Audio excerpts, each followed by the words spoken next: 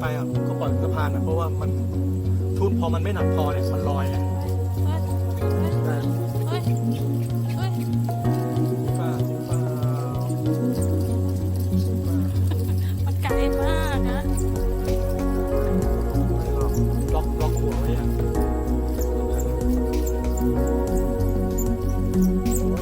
ไกลมากอ่ะ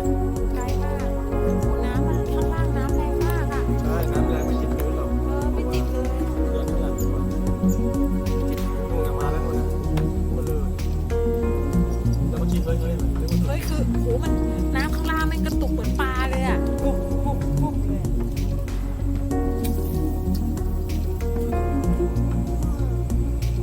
ไปทุนแล้วนะ ต้องใช้ทุนนะ นี่มันไม่มีทุน ใช้นี่ดีกว่าใช้เรือไม่ชอบ เฮ้ยทำไมยังไม่เยอะจังเลยดู เล่นคนเดียวเปล่าเนี่ย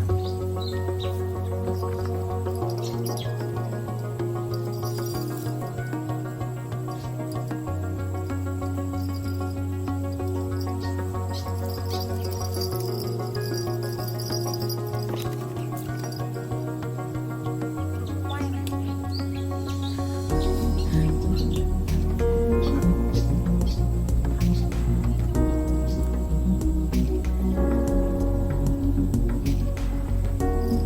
ติดเรือไม่มีอ่ะ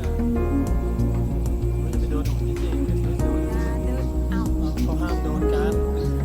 อย่าให้โดนนะลูก จับนี่นะว่าแค่ เลยทางล่างใช่ใช่ หน้าเมียตกเป็นยาวอ่า เสียงอะไรเนี่ย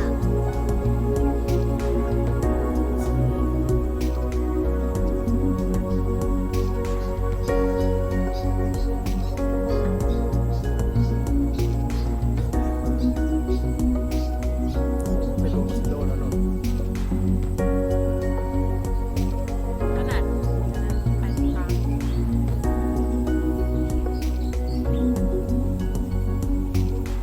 ใช่ไหม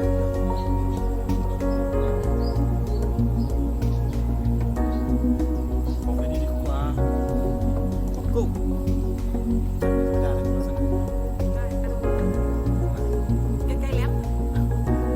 น้ำมันแรงเกินตรงนู้นนะปลายุบยับยุบยับนี่ไม่ค่อยเห็นนะว่าปลา